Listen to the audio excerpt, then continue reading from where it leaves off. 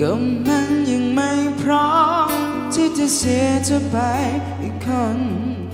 เพราะว่าใจฉันคงจะทนต่อไปไม่ไหวก็เธอคือชีวิตไม่มีเธอจะทำอย่างไรฉันจะก้าวเดินไปยังไงหากไม่มีเธอจริงๆอย่าไปจากฉันสัญญาได้หรือเปล่าให้โอกาสฉันรักเธออีกต่อไปเธอก็รู้ว่าฉันนั้นไม่มีใครถ้าจะไปสักคนฉันคงจะตายจะหายใจอย่างไรโดยที่ไม่มีเธอแค่เพียงได้ซื้อเวลาได้ยื้อเวลาเพื่อให้เธอไม่จากไปไหนจะให้ฉันทำอะไรฉันก็จะยอมทั้งนั้นแค่เพียงให้เธอขึ้นมาได้ยื้อเวลาสักนาทีก็มีแค่กับฉันขอร้องเธอได้ไหมอย่าให้ฉันต้องทนต้องอยู่คนเดียว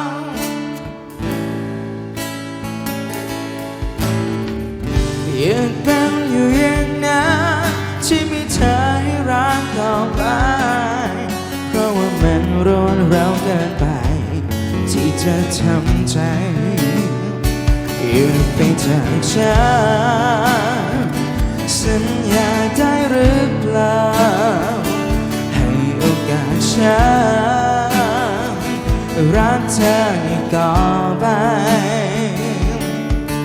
เธอก็รู้ว่าฉันนั้นไม่มีใครเธอจะไปสักคนฉันคงจะตายจะหายใจอย่างไรโดยที่ไม่มีเธอแค่เพียงได้ซื้อเวลา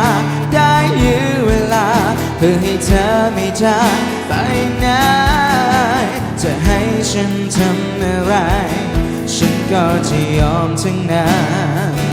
แค่เพียงให้เธอขึ้นมาได้ยื้อเวลาสักนาทีก็มีแค่กับฉันขอร้องเธอได้ไหมอย่าให้ฉันต้องทนต้องอยู่คนเดียวจะทำอย่างไรให้ฉันยังมีเธอต่อไปฉันไม่รู้จริงๆฉันไม่รู้จะทำไงจะมีทางสักทางบ้างไหมที่จะรักใจเธอแค่เพียงได้ซื้อเวลาได้ยื้อเวลาเพื่อให้เธอไม่จากไปไหนจะให้ฉันทำอะไรฉันก็จะยอมทั้งนั้นแค่เพียงให้เธอมา